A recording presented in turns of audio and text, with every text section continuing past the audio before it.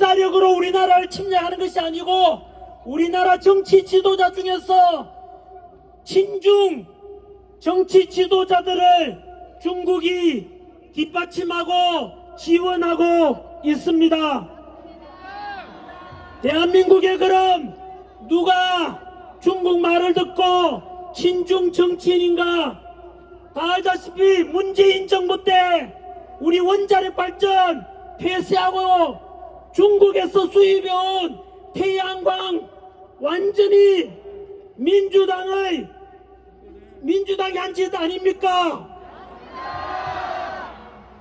여러분, 원자력을 붕괴시키고 태양광으로 바꾸고 중국에게 에너지를 전기를 의존하게 만드는 것은 우리나라가 원자력을 통해서 나오는 플루토늄 추출해서 핵을 만들 수도 있기 때문에 그것을 원천적으로 방어함으로 해서 중국한테 절대로 위협이 되거나 도전하지 못하도록 하기 위한 중국의 속임수였습니다. 이재명 대표는 중국한테 너무 많이 들어서 이제 익숙하지 않습니까? 중국어로 감사하다, 고맙다, 쇠쇠라고 이야기하지 않습니까? 이것을 지켜보고 있는 한미동맹 속에서 군사력과 국가 긴밀을 미국하고 한국이 서로 공조하고 있는데, 이런 정치를 보면 과연 미국이 우리나라를 어떻게 생각하겠습니까? 얼마 전 우원식 민주당 아닙니까? 국회의장이 중국 시진핑을 만나러 갔습니다.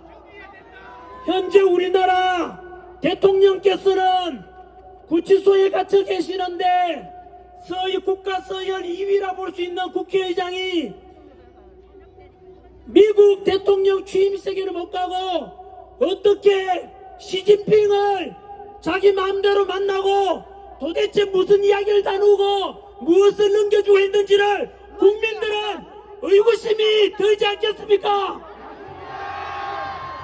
바로 이러한 친중 정치인들을 끌어들여서 우리나라의 정치와 국민들을 중국식으로 주입시키고자 하는 것이 첫 번째 초안전 1조였고, 초안전 2조, 지난 2024년 지난해입니다.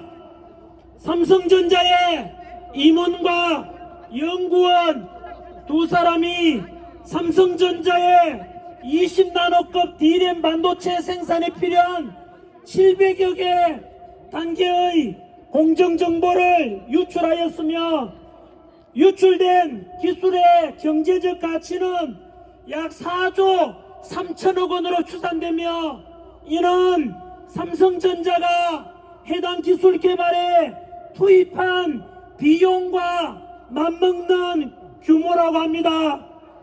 지난 2018년부터 2022년까지 5년 동안 총